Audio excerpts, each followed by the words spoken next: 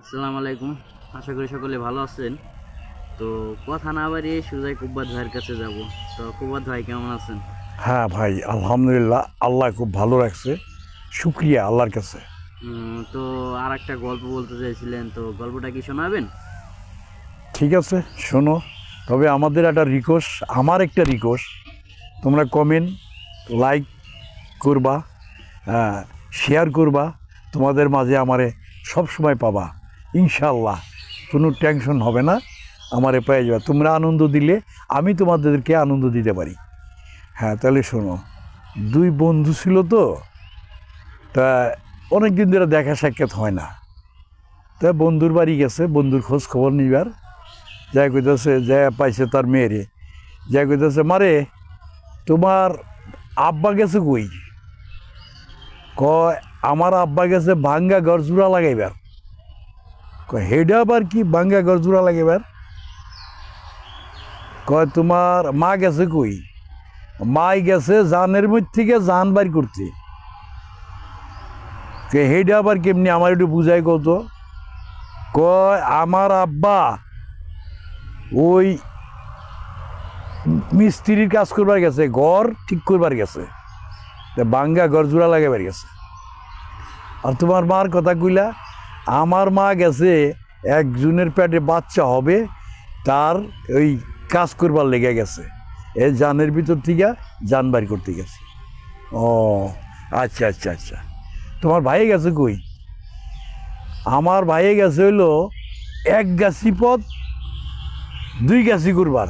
কয় তার মানে ওই যে মানুষ দেখেন না, কত ক্ষেতের আইলটা না গিয়া ক্ষেতের মাঝখানটা যায়, তা আমার আব্বা বেড়া দিছে, এই বেড়ারে বাইঙ্গা ওই করবার গেছে, দুইটা রাস্তা বানাইবার গেছে। আচ্ছা আচ্ছা, ঠিক আছে, তোমার আব্বা আসলে কইও আমি আসছিলাম, আমার লগে দেখা করে। আচ্ছা ঠিক আছে, কমানি যান।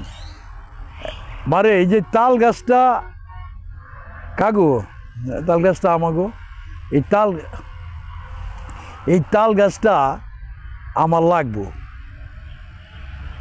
এ কাকা কি কন, এই তাল গাছ দিয়ে আমার বাপে ডেলি সকালে দাঁত মাজে এমন কইরা, আবার দাঁত মাজা শেষ হইলে আবার ওই জায়গা থুয়া দেয়। আপনার তাল গাছ দিব না? আরে বাবা, তাহলে দোয়া যাবো না? আপনাদের জ্ঞান আছে না কেমনি দেই? আমার বাপ এই যাট্টু পরে ইয়া ওটা দাঁত মাজবো এমনি কইরা?